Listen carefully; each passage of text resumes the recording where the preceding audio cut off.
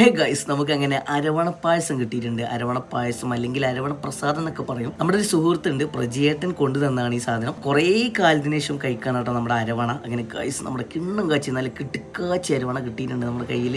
എൻ്റെ പൊന്നെ, മുപ്പര് 2 ദിവസമായി തന്നിട്ട്. അപ്പം ഞാൻ ഫ്രിഡ്ജിൽ വെച്ചതായിരുന്നു. ജസ്റ്റ് ഒന്ന് വലിച്ചു ഊരിയപ്പോഴേക്കും നല്ല കട്ട പിടിച്ചിട്ടുണ്ട്. പക്ഷെ സാധനം ഒരു രക്ഷയില്ല കേട്ടോ. ഞാൻ മുന്നേ കഴിച്ചതുകൊണ്ട് പറയാണ്. അരവണൻ്റെ ടേസ്റ്റ് ഒരുവിധ ആൾക്കാർക്കൊക്കെ അറിയുന്നുണ്ടാവും. അത്രയും നല്ല എനർജറ്റിക് ആയിട്ടുള്ള നല്ല കിണ്ണം കാച്ച സാധനമാണ്. അത്രയും ഹൈ ക്വാളിറ്റിയാണ് കേട്ടോ. ഇതിൻ്റെ ക്വാളിറ്റി എന്ന് പറയുന്നത് കുറേ കാലത്തിന് ശേഷം കഴിക്കണം കേട്ടോ നമ്മുടെ അരവണ.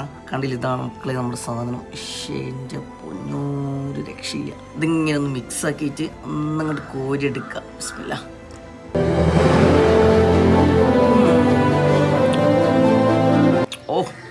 എൻ്റെ മോനെ, കിട്ടിലോസ്കി സാധനം. ക്വാളിറ്റി ഇങ്ങനെ നിറഞ്ഞിട്ട് വീണ്ടും ഒരു സ്പൂണും കൂടി ഗൈസ്.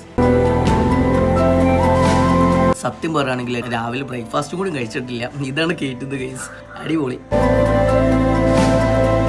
കിണ്ണം കാച്ച്, കിർമാണി, ജിഞ്ചി നാഗ്ഗ്രേറ്റ്. അപ്പോൾ ഏതായാലും നമ്മുടെ പ്രജിയേട്ടന് ഒരുപാട് ബിഗ് താങ്ക്സ് കേട്ടോ.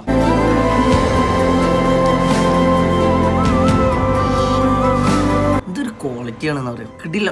അപ്പോൾ നിങ്ങളിത് കഴിച്ചിട്ടില്ലെങ്കിൽ തീർച്ചയായിട്ടും കഴിക്കണം. മസ്റ്റ് ട്രൈ ആണ്. നിങ്ങളുടെ ഫ്രണ്ട്സിനോടൊക്കെ കൊണ്ടുവരാൻ പറയാം. അടിപൊളിയാണ് കേട്ടോ. അപ്പോൾ ഗൈസ്, ഞാനിത് മൊത്തം തീർത്താൽ ആകെ പ്രശ്നമാണ്. ഇവിടെ ഉള്ളവർക്കും കൂടി കൊടുക്കണം. അപ്പോൾ ചാറ്റ്.